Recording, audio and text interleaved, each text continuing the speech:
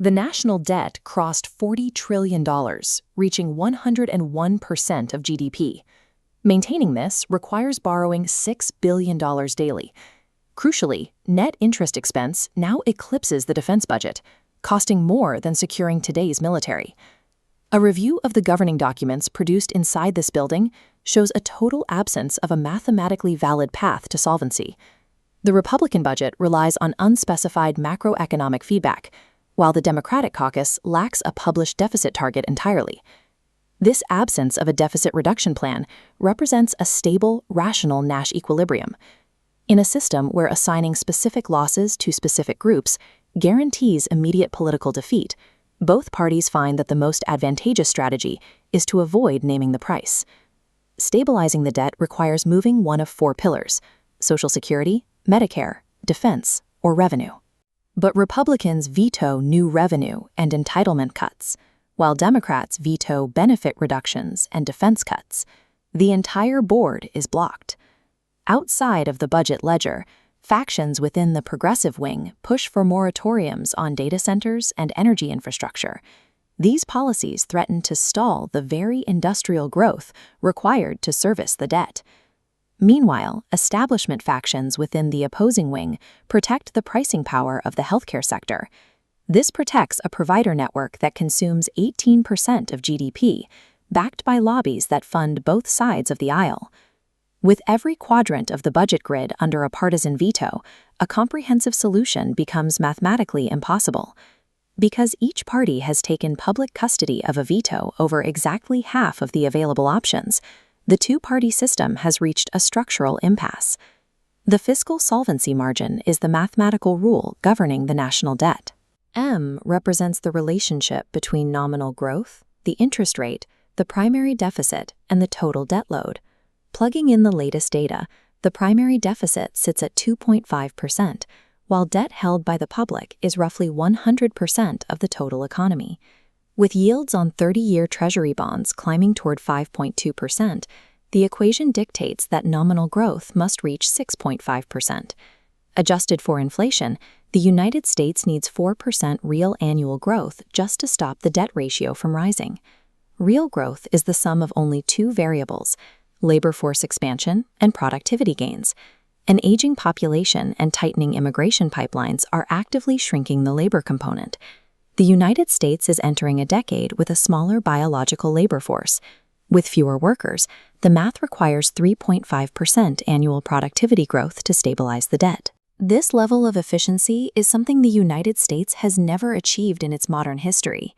Many experts assume artificial intelligence will provide this massive productivity boost, allowing the economy to organically outgrow its obligations.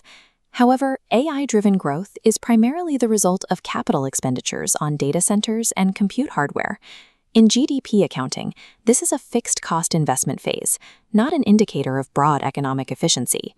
Frontier tech firms are seeing massive valuations, but national productivity depends on diffusion. The technology must rewrite workflows in the 80% of the economy that is small business, logistics, and healthcare.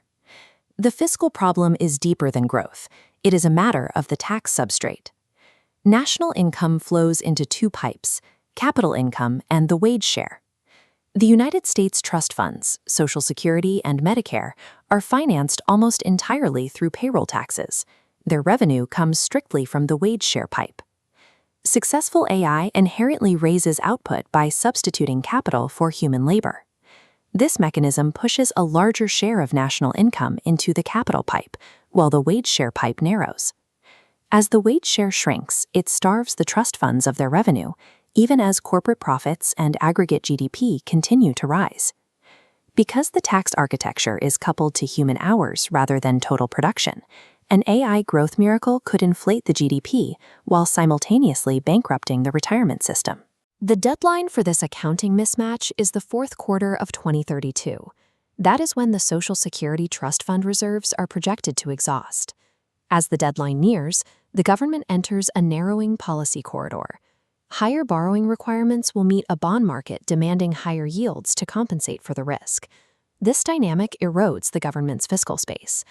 Unlike 2008, the Treasury has little room to borrow for a rescue when the next economic downturn arrives.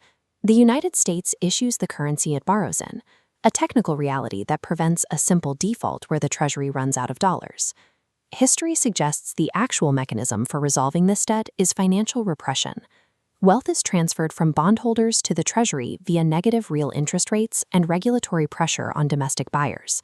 Sustained inflation quietly liquidates the real value of the debt stock over decades. This allows the state to expropriate wealth without a formal vote or a named tax hike. The $40 trillion loss has already been incurred. The only remaining question is how the state will allocate those losses to the citizens. Escaping this trap requires a post-industrial social contract. The tax base must move beyond human hours to target the capital returns generated by automated production. It requires healthcare cost compression to stop the sector from consuming 20% of national output. Immigration policy must select aggressively for high specialization human capital. Removing the subsidy of cheap manual labor forces low productivity sectors to finally automate. Prioritizing production over incumbent extraction disrupts every current partisan platform. It signals an ideological realignment on the scale of the 19th century. Modern fiscal responsibility requires massive infrastructure permitting, housing construction, and energy transmission. These actions raise the ceiling on the real physical output of the nation. Executing this transition requires political compromises that current entrenched factions view as impossible.